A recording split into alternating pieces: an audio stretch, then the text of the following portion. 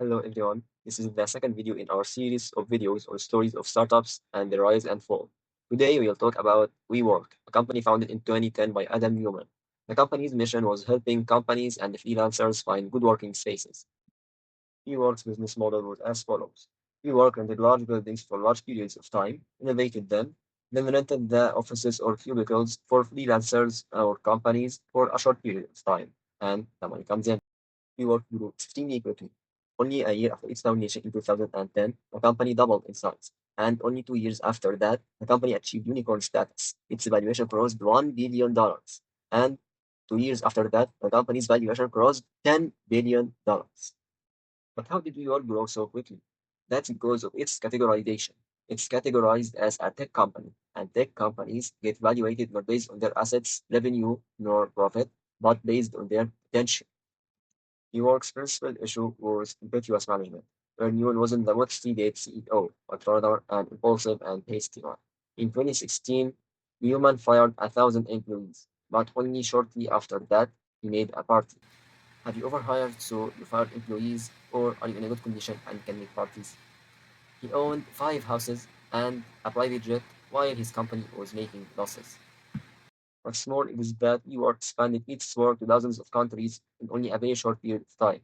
However, these locations require plenty of renovation for being functional, and with the long-term leases, you need to have the locations running for years before being profitable. And here comes another problem. Tenants rent offices for very short periods of time, from 1 to 6 months, so it's unlikely to have the whole building rented at once.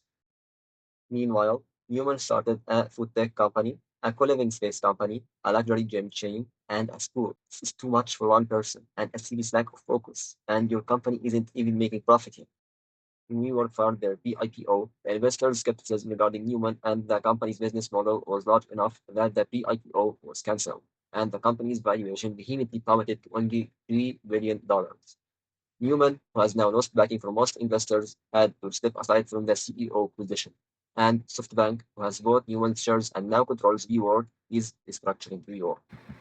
Why did WeWork fail? It's clear that it's due to inconsiderate management and rash leadership. A successful entrepreneur takes moderate risks, whereas Neumann expanded enormously in various countries without any pledges of profitability or experimenting on a small scale.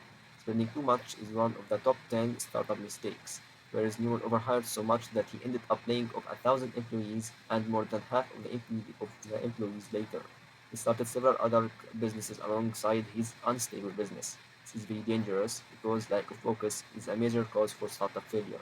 He indulged himself with the investors' money while the company was making losses, but a successful leader prioritizes public interest over self-interest, and extensively, not hastily, for the benefit of the whole. This is all for today. Thank you for your precious time, and I'll see you next time. Goodbye.